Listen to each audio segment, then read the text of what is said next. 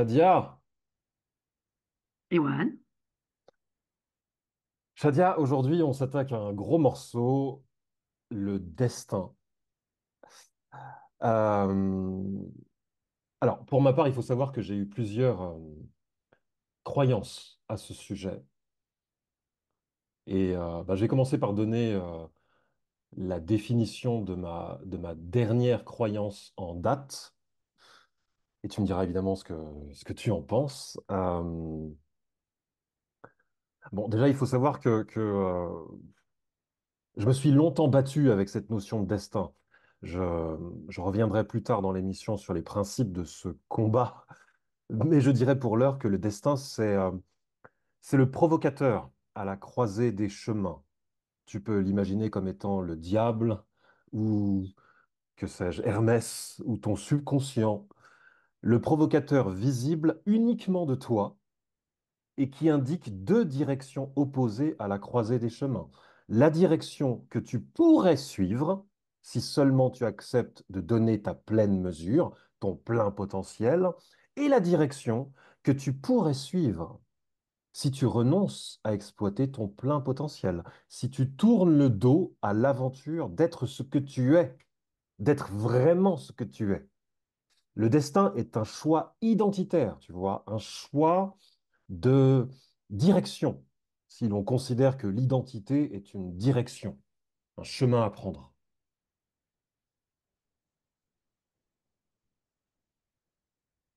ah, je crois que pour la première fois que nous discutons ensemble, nous sommes sur deux rives. Pas Hmm, opposées, mais sur deux rives. Écoute, moi je suis de culture arabo-musulmane. Le destin, c'est quelque chose dont on nous fait prendre conscience très rapidement, à l'orée de nos existences. Donc, c'est un concept qui pourrait être et fataliste ou au contraire plutôt rassurant. Pourquoi?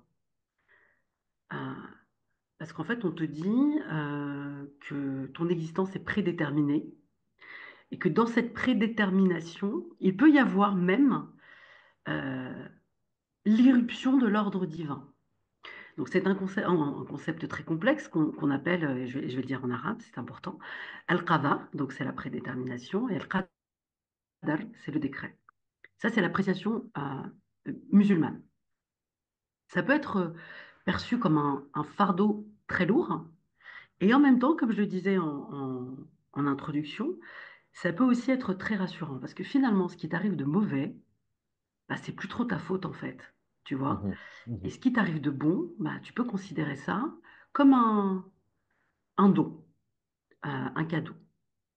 Cette notion de fatalité, hein, de prédétermination, on la retrouve bien évidemment chez les Grecs, hein, Oui, avec dans la mythologie nos trois parcs qui filent, qui tissent et qui coupent le destin. Le destin qui est finalement l'ordre des dieux, on le retrouve également bien évidemment dans l'Odyssée.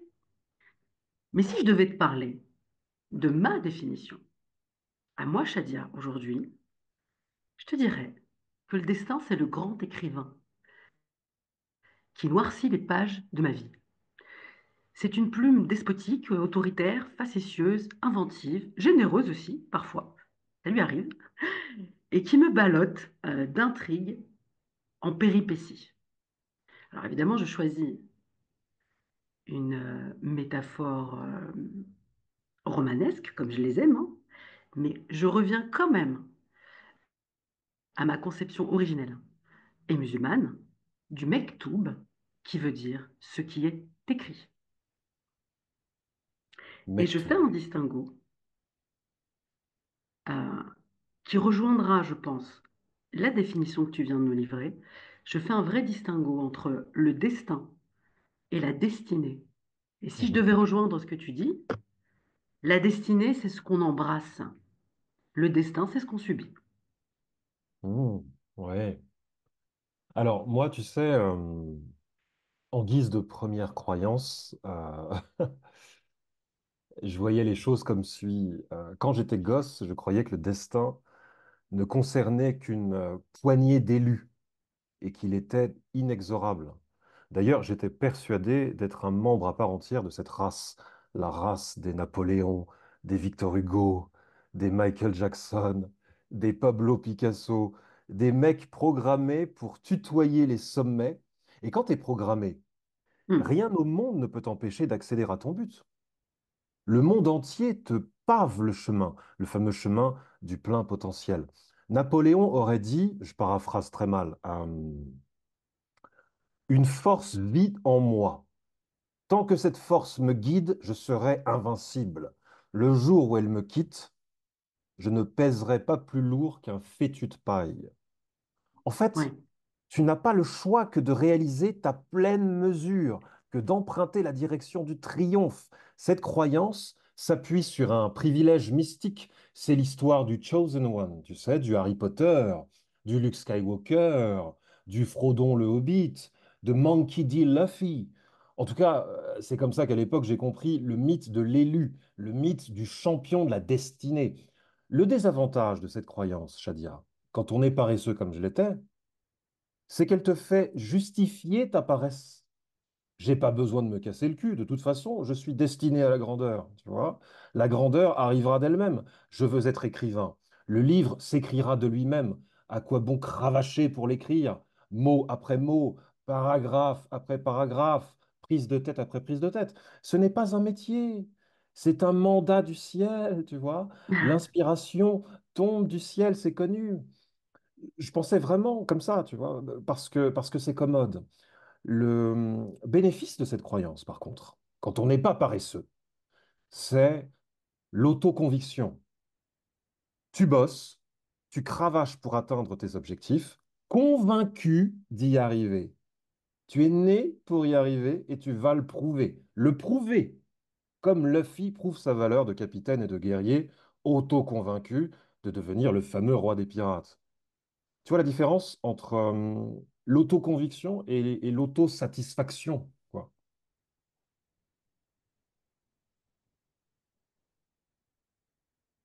On avait évoqué dans l'un de nos premiers podcasts la passion, que les passionnés, donc ceux qui bah, tiens, se destinaient à effectivement frôler les sommets, si ce n'est d'y vivre, étaient écrasés, dominés par quelque chose de bien plus fort qu'eux.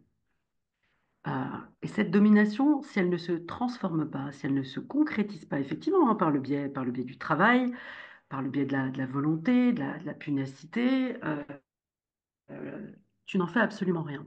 Je te rejoins complètement. Euh, Moi, ce qui m'interroge, euh, c'est quelle est la part de ce qu'on écrit et quelle est la part de ce qu'on écrit pour nous. Mhm, Et je ne parle pas de force divine, je ne parle pas d'univers, je ne parle pas de Dieu mythique, pas du tout, hein. Euh, Si tu te destines, si tu penses à un moment donné dans ta vie être destiné à quelque chose de grand et que tu l'affirmes, tu vois, et que tu l'annonces, euh, la plume, à un moment donné, va être confisquée par les autres. mhm, Et tu vas avoir une double pression face à ta destinée. C'est celle que tu dois réaliser et celle que les autres attendent que tu réalises. Et je pense, moi, à être à cette croisée des chemins, à celle-là. J'ai dit il y a quelque temps dans un petit écrit que j'ai posté, je suis une ambitieuse retardataire. Et moi, cette destinée, je ne me la suis jamais appliquée. Je ne me suis jamais dit, comme toi, euh, en étant plus jeune, que j'étais destinée à faire quelque chose. Mais beaucoup dans mon entourage m'ont dit, toi, tu dois faire ça. Tu es faite mhm, pour ça. mhm, Moi, j'y ai jamais cru en fait. Et à un moment donné, il se passe quelque chose dans ta vie. Je sais pas, l'irruption d'une personne, hein, une facilité là où tu ne faisais que renacler, que tu ne faisais que piétiner. Et tu commences à te dire, mais cette destinée à laquelle j'ai jamais cru, ce destin, que l'on m'accorde avec beaucoup de générosité et de foi, est-ce qu'il ne serait pas finalement temps de l'embrasser, comme je te Mhm. disais tout à l'heure? Et c'est très, c'est assez effrayant et assez vertigineux, mais si je dois reprendre euh, la mythologie, les dieux euh, avaient un décret pour certains de leurs héros. Ces héros-là commençaient par subir leur destinée et à un Mhm. moment donné finissaient par déjouer le destin, Mhm. comme le fait encore une fois si bien Ulysse tout au long de l'Odyssée. Et je pense que si je dois reprendre ce que tu étais à un certain âge et ce que je suis au mien, la pirogue attend toujours sur le rivage. Il y a toujours le moyen, à un moment donné, de croire à cette destinée, et finalement, c'est toi qui l'écris. Personne ne Ouais, l'écrit à ta place. ouais. Ni ce que les gens supposent de toi, ni ce que les gens attendent de toi.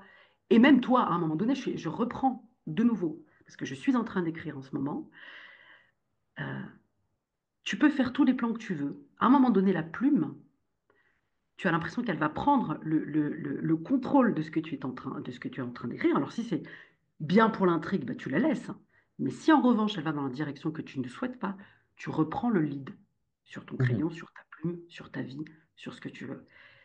Je pense que c'est la force, ça et l'amour, à mon sens. L'amour et le destin, c'est pour moi les deux forces avec lesquelles, euh, contre lesquelles je me suis beaucoup battue, au sujet desquelles je me suis beaucoup questionnée, et enfin aujourd'hui, à ce stade de ma vie, avec lesquelles, au contraire, j'appréhende avec beaucoup plus de sérénité et en même temps d'action. Ouais. Oui, oui. Tu parles de combat, c'est tout à fait ça. Ma deuxième croyance au sujet du destin, ça a été justement de rejeter totalement la notion de destin. En fin de compte, nous ne sommes pas programmés pour ceci ou cela. On est juste lâchés dans la nature et on se débrouille. Il n'y a pas de main invisible pour nous chatouiller l'amour-propre, pour nous pousser dans telle ou telle direction, pour nous protéger ou au contraire nous précipiter dans l'abîme. N'importe qui peut devenir Napoléon, s'il s'en donne les moyens. Le privilège mystique n'existe pas. Et les privilèges terrestres, comme la thune ou l'intelligence, ou même la beauté plastique, se remportent, se conquièrent à tout moment et par le tout venant. Tout devient possible, tu vois. C'est ce que je me suis dit. Les cartes sont perpétuellement rebattues. Rien n'est figé. De la pâte à modeler pour société, quoi. Nos attributs, c'est quoi? L'appétit et l'intelligence. J'ai faim de réussite, j'ai faim d'accomplissement. Ok, je travaille ma tête pour satisfaire ma faim. Je deviens intelligent pour obtenir ce que je veux. Faut-il encore savoir ce que je veux? Le ciel ne m'aidera pas à savoir ce que je veux. L'introspection m'y aidera. L'expérience sur le terrain m'y aidera. Tu vois, c'est une croyance qui comment dire ça, qui met à distance la fatalité. Les Ouais, modernes que nous sommes n'aiment pas beaucoup la fatalité. Ça leur donne l'impression d'être emprisonnés. Tu vois, nier le marquage du destin, en tout cas c'est ce que j'ai cru, me rend libre, libre d'agir à ma guise. Et la liberté est une puissance, peut-être la première des puissances, mais c'est aussi un piège. Tomber dans le piège de la liberté, qu'est-ce que ça veut dire? Ça veut dire s'en servir pour ne rien foutre.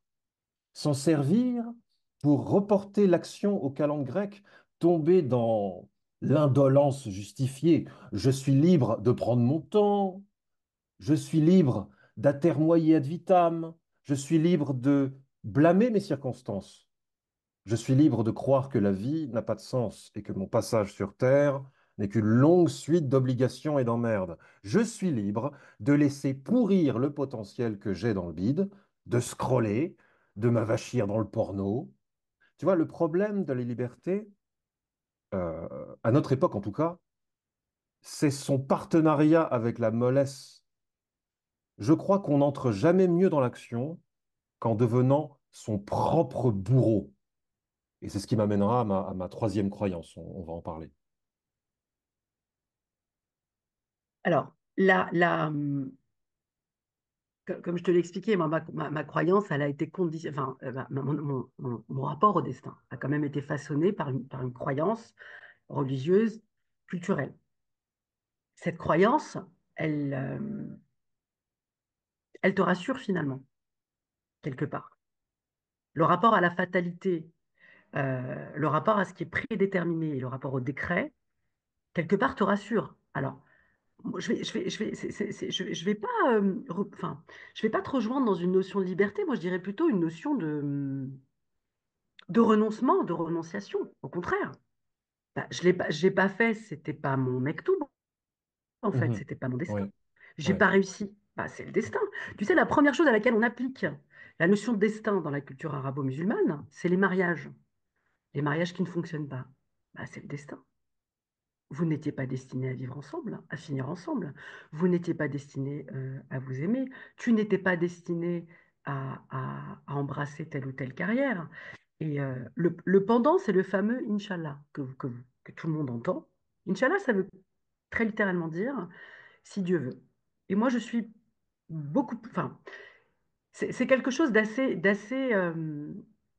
bâtard finalement comme notion si tu ne t'y penches pas, si tu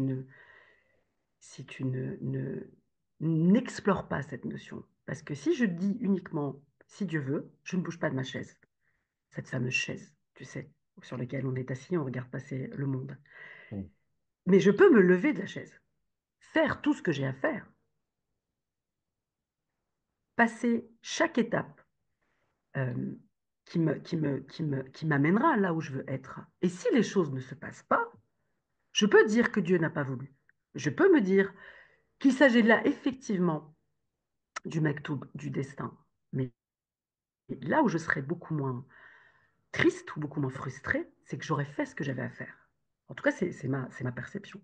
Certains pourraient te dire, non mais attends, moi j'ai fait 5 ans d'études, 10 ans d'études, j'ai tout donné pour tel ou tel projet, j'ai tout donné à cette femme, j'ai tout donné à cette femme, à cet homme, et là tu es en train de me dire que c'est le destin?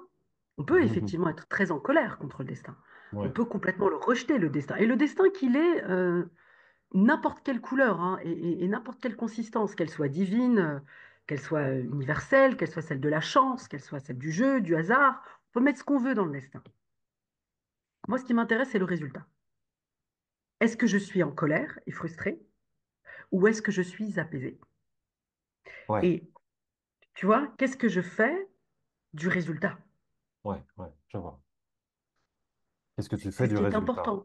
Ouais. Et je te rejoins aussi sur cette notion de mollesse, sur cette Mhm. notion d'indolence. Et je reviens encore une fois, je viens me rasseoir sur cette chaise. Le destin, ça peut aussi être le mot que tu mets sur la peur. Mhm. Ça peut aussi être le mot que tu mets sur la fainéantise, comme tu l'as dit. Ça peut aussi être le mot que tu mets sur ton manque d'appétit, ton manque d'énergie.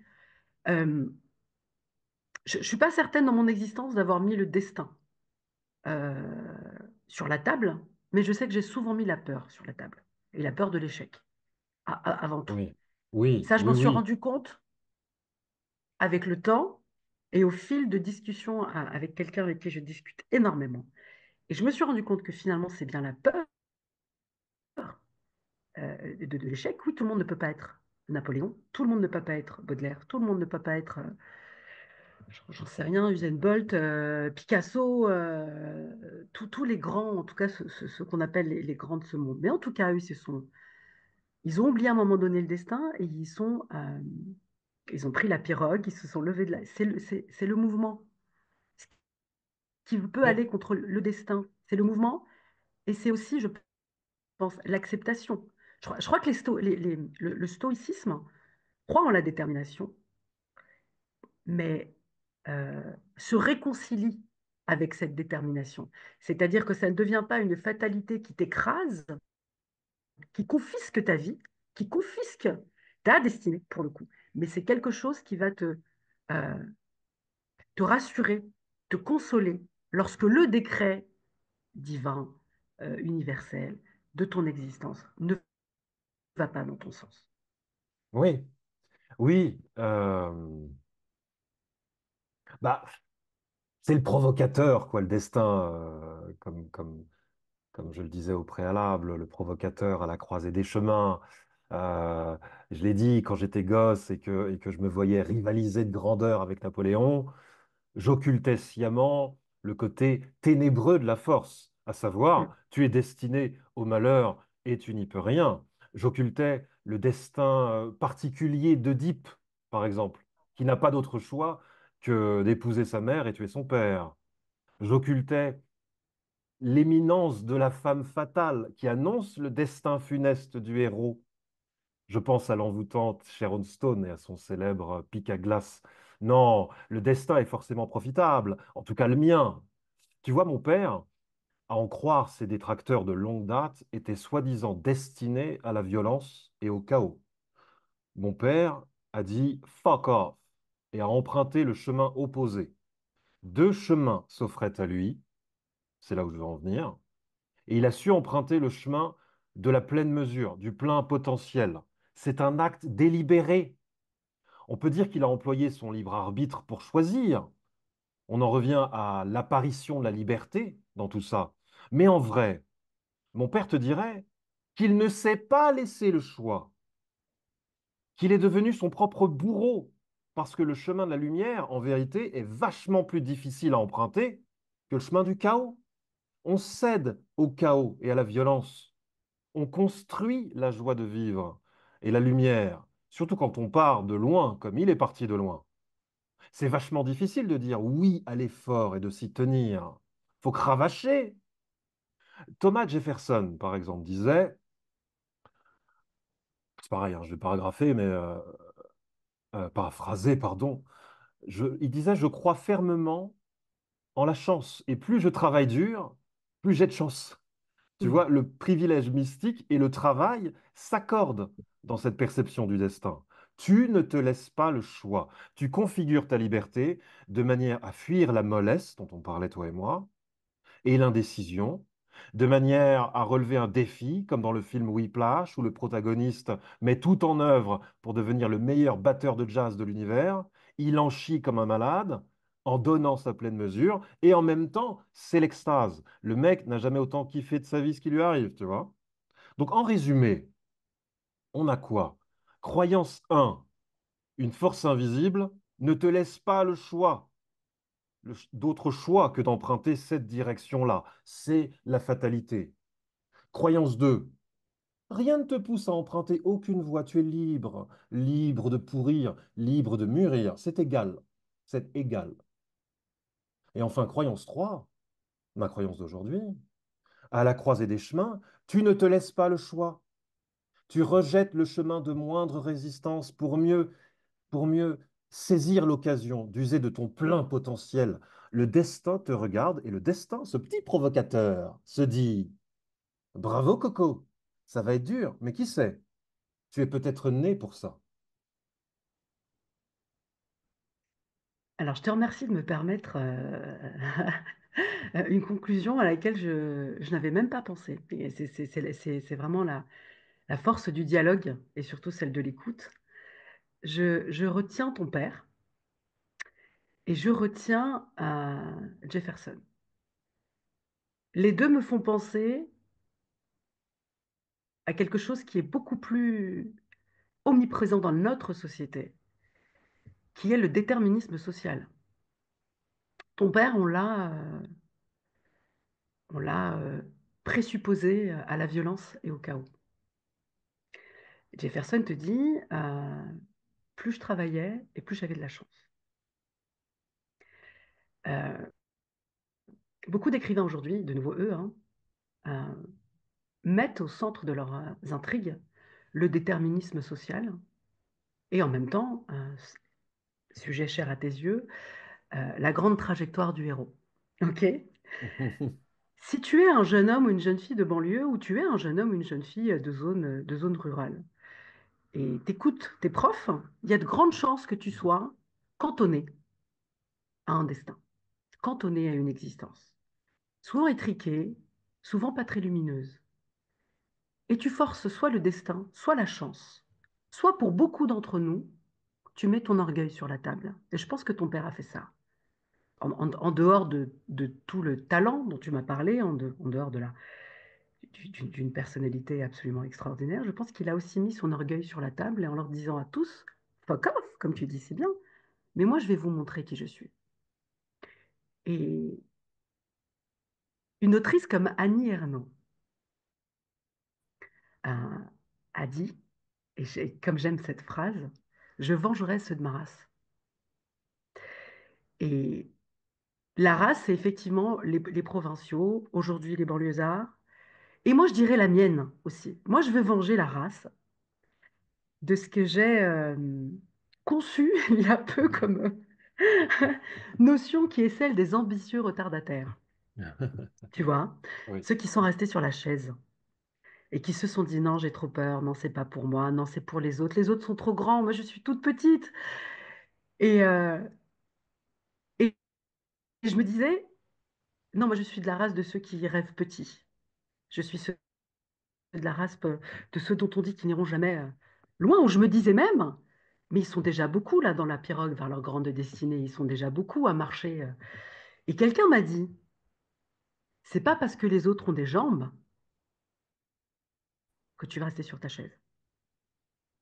Donc le destin, c'est le moment où tu balayes la chaise et tu vas vers ta destinée, comme je le disais au début, celle que tu as embrassée, celle que quiconque n'écrit pour toi, ni la plume de l'univers, ni la plume de la société, ni la plume de tes peurs. Hmm.